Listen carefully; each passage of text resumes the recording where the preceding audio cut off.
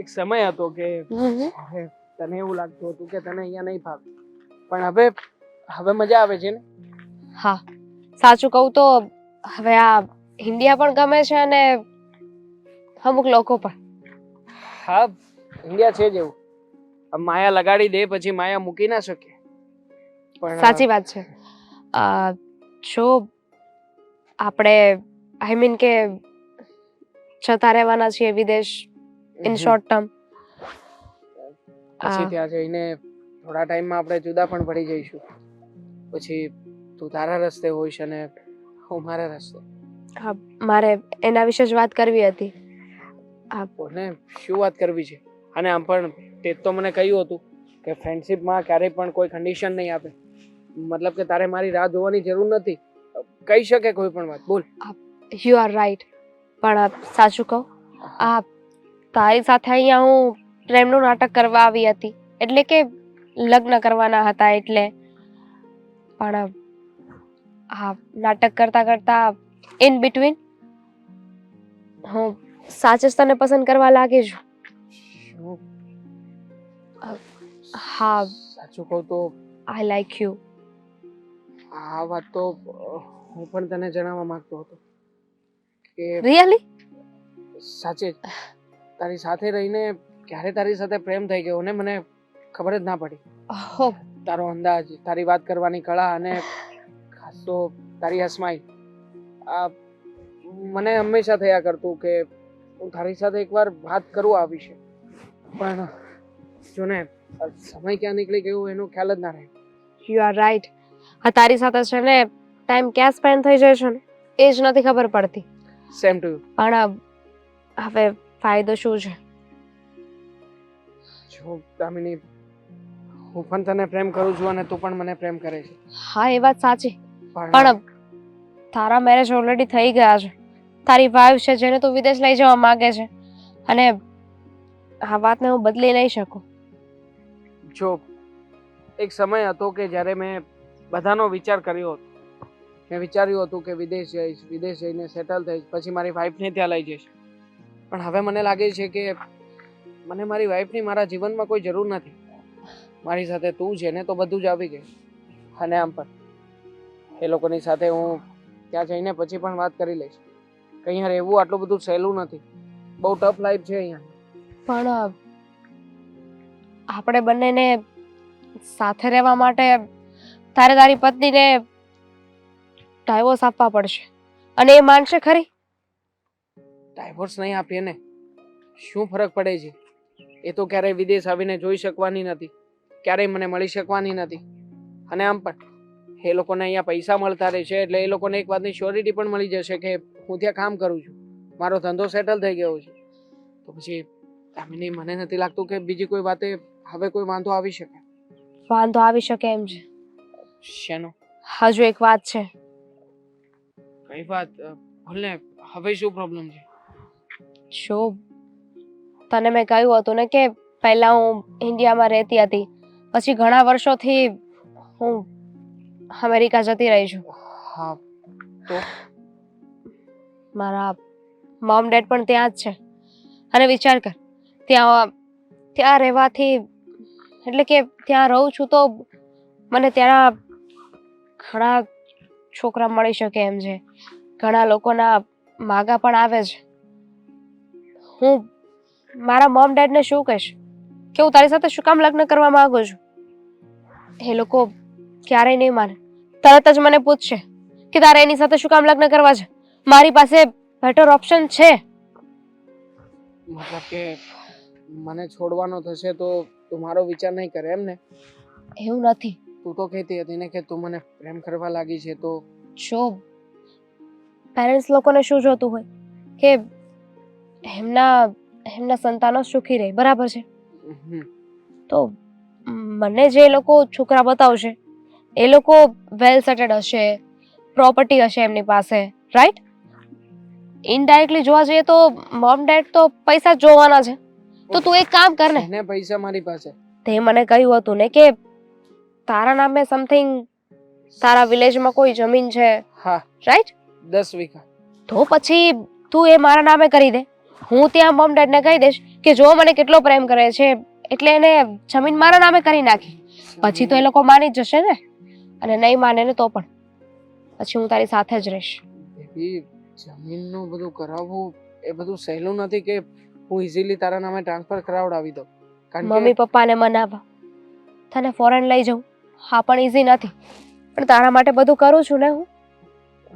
હા, તો હું પણ કરીશ તારા નામે બધું, અને તારી માટે અને તારી સાથે જીવીશ.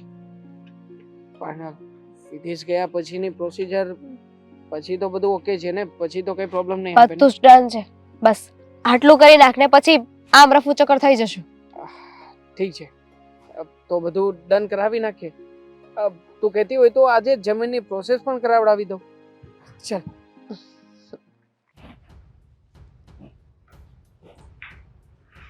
ફોન ઉપાડ ને દામિની. કેમ ફોન નહીં ઉપાડતી હોય?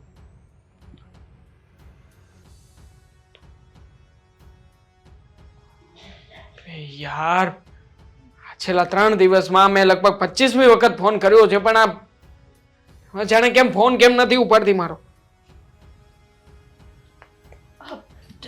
થોડી વાર કમ. અરે શિટ! શું થયું છે દેવા? અરે પણ સારું થયું તમે છે ને મને અહીંયા મળી ગયા. આ હું તમને બહાર બોલાવવા જાવતી હતી કે જમવાનું તૈયાર છે, જમી લો. ચાલો. નથી જમવું મારે. મેં કહ્યું તને કે મારે જમવું છે એમ? કહ્યું મેં તને? ના પણ હા તો નથી જમવું, કહ્યું ને હવે. અરે પણ ગરમા ગરમ રોટલી છે એટલે થયું કે જમી લો એમ, બીજું કઈ નહીં. એમાં ઘરમાં ગરમ રોટલી હોય ને એ તો ખાઈ લે. તું જા, ખાવા માટે જ આવી છે ના ઘરમાં. દેવા 24 કલાક ખાવા બેસી જાવ, આ કરી લો પેલું કરી લો. તને કઈ ગતાગમ નથી પડતી? દેવા આટલો બધો ગુસ્સો કેમ કરો છો? શું વાત છે તમે મને કહેશો? નથી કઈ વાત. કોઈ વાત નથી ને મારે તને કોઈ વાત કરવાની થતી નથી. એટલે તમે કહેવા શું માંગો છો? કહેવાય જ માંગુ છું કે બહુ થઈ ગયું તારું. હા, તું રોજે રોજ જે મારી પાછળ લટુડા પટુડા કરી કરીને ફરે છે ને બંધ કરી દે હવે. દેવાંગા કેવી વાત કરો છો? વાઈફ છું હું તમારી. હા તો વાઈફ છો ને તો વાઈફ તરીકે જ રહે ને. અને છેલ્લા ઘણા દિવસોથી તમે આજે ઘરે આવ્યા છો તો પ્રેમથી વાત કરો ને.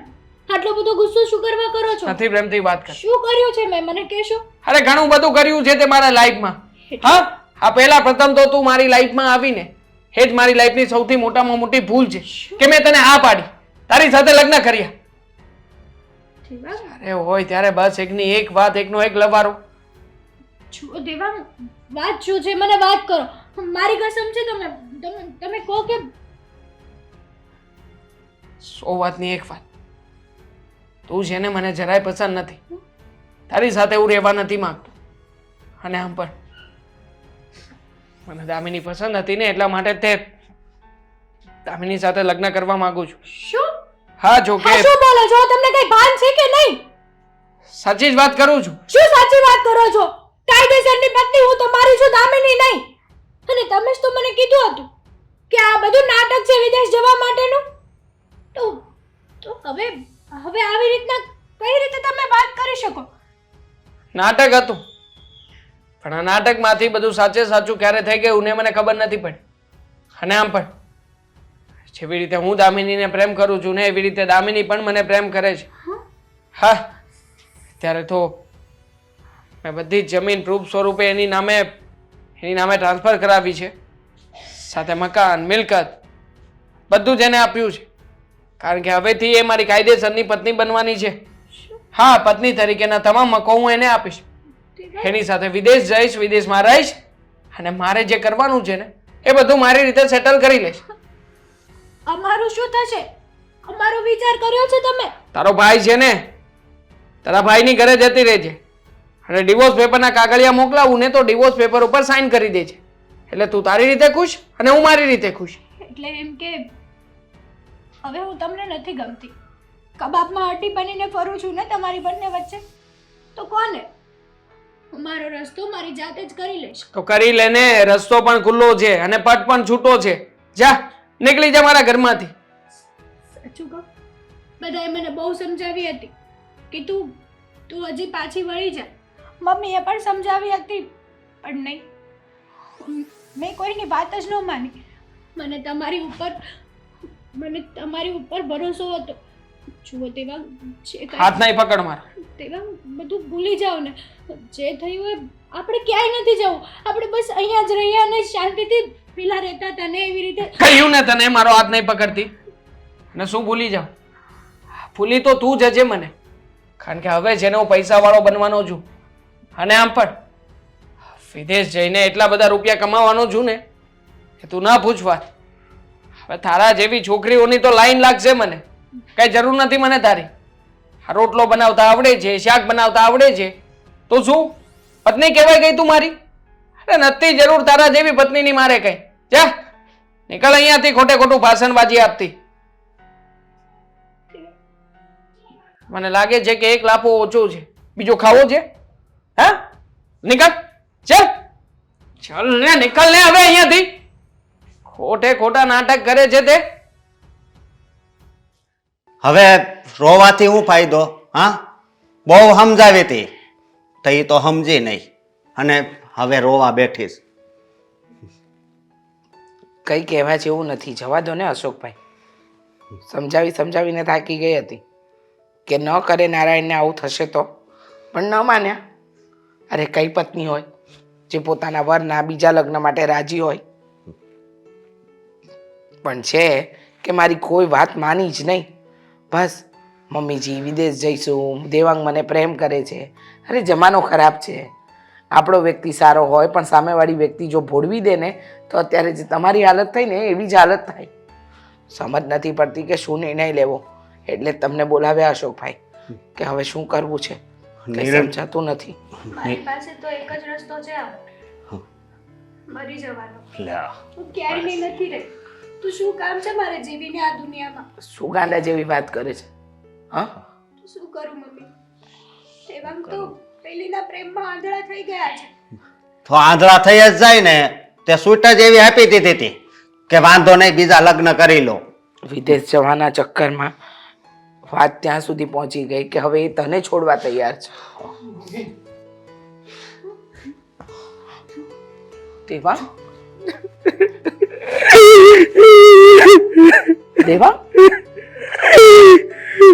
અરે કુમાર, થયું છે શું? દેવાંગ બોલ ને, શું થયું બેટા? કેમ રડે છે આટલો? હું થયું છે? દેવાંગ, હા દેવાંગ શું થયું બોલ ને. હા, અને આ તું રડે ને તો અમને અમને બધાને રડવું આવે. બોલ ને બેટા, શું થયું? કુમાર. હા, કેમ રડે છે તું? હા, અમે બહુ મોટો ફ્રોડ થઈ ગયો છે મારી સાથે. મોટો ફ્રોડ થઈ ગયો છે એટલે સમજાતું નથી. શું કહેવા માંગે છે? તમને તો ખબર છે ને કે વિદેશ જવાનું સપનું હતું મારું. હા, હા એના માટે થઈને મેં આ બધું કર્યું હતું. હા પેલી છોકરીને વિદેશથી બોલાવી. હા, એની યારે તમે લગ્ન કરી લીધા. એ છોકરી અત્યારે ક્યાં છે? હતી એ છોકરી. હા, નથી એ છોકરી એટલે? એ છોકરી અને પેલો એજન્ટ બંને જણા મળેલા નીકળ્યા. મારી સાથે નાટક કરતા હતા મમ્મી. મારી પાસેથી પૈસા પણ આપ્યા અને છેલ્લે એ છોકરીએ કહ્યું કે હું તને પ્રેમ કરું છું, તારી સાથે રહેવા માંગુ છું, પણ જો તું મને પ્રેમ કરતો હોય ને તો તારી જમીન, તારી માલ મિલકત બધું જ મારા નામે કરાવી દે. તો હું એની વાતોમાં આવી ગયો ને અને બધું જ એ છોકરીના નામે કરાવડાવી દીધું. મમ્મી, આપણી પાસે કઈ નથી રહ્યું હવે. હું છેલ્લા 3 દિવસથી ટ્રાય કરું છું, ફોન કરવાનો પ્રયત્ન કરું છું, પણ કોઈ વ્યક્તિ મારો ફોન નથી ઉપાડતા. મમ્મી, એજન્ટ તો તારો મિત્ર છે ને? નહીં, મિત્ર હતો, પણ મને નહોતી ખબર કે મારો જ મિત્ર મારી પાછળ આવી દુશ્મનાવટ કરશે. મળેલો હતો એ છોકરી સાથે, અને આવું માત્ર પહેલી વાર નથી થયું. મારા જેવા બીજા કેટલાય છોકરાઓને એ લોકોએ ફસાવ્યા છે. બધાની સાથે એ લોકોએ ધક્કો કર્યો છે. મમ્મી, અને અફસોસ એ વાતનો છે કે એ લોકોની વાતમાં આવીને ક્યારે પણ મારી પત્નીનો વિશ્વાસ ન કર્યો. બિચારી હેતલે શું નથી કર્યું મારા માટે. મેં કહ્યું કે મારે વિદેશ જવું છે, વિદેશ જઈને સેટલ થવું છે, તો બિચારી મારી વાતમાં આમાં આ કરવા લાગી. મને કહેવા લાગી કે હું તમને સપોર્ટ કરીશ, હું તમને પૈસા આપીશ, તમને જે જોઈએ તે બધું મારા તરફથી રહેશે. પણ મમ્મી મેં હેતલની સાથે વિશ્વાસઘાત કર્યો છે. બહુ મોટો ધક્કો કર્યો છે હેતલ તારી સાથે. મેં હાથ જોડીને તારી માફી માંગુ છું હેતલ, મને માફ કરી. બસ જોયું ને, આનું પરિણામ જોઈ લીધું ને બેટા. મને પહેલેથી ખબર હતી કે આવા વ્યક્તિ કોઈના ન થાય, પોતાની જ મનમાની કરે, પોતાની જ મરજીનું ચલાવે. પણ તું છે કે માનતો નહોતો, તારું જ કયું કરતો હતો. આજે જોયું ને એનું પરિણામ આપણને શું મળ્યું. હા, આપણે એવું વિચારતા હતા કે તું વિદેશ જઈશ, તારી ખુશીમાં હું પણ ખુશ હતી અને હેતલ પણ. અને આજે તું હેતલને દગો આપવા ઊભો થયો હતો, એ પણ આવી દગાખોર વ્યક્તિ માટે. બેટા, જીવનમાં બધા આપણા જેવા સારા માણસો ન હોય. આજે તારી સાથે ફ્રોડ થયું, પણ હું તો ભગવાનનો પાર માનું છું કે સારું થયું કે આપણા દેશમાં હતો. જો વિદેશમાં આવું કંઈ થયું હોત ને તો અમારો દીકરો અમારા હાથમાં પણ ન આવત, જડિયો પણ ન જડત. હા, એ લોકોએ કંઈક તારી સાથે ઊંધું ચતું કરી દીધું હોત તો અમે શું કરત? જણાવ ને, શું કરી લે તમે? હા, મેં આંધળો થઈ ગયો હતો મમ્મી. મને કઈ નહોતું સૂચતું.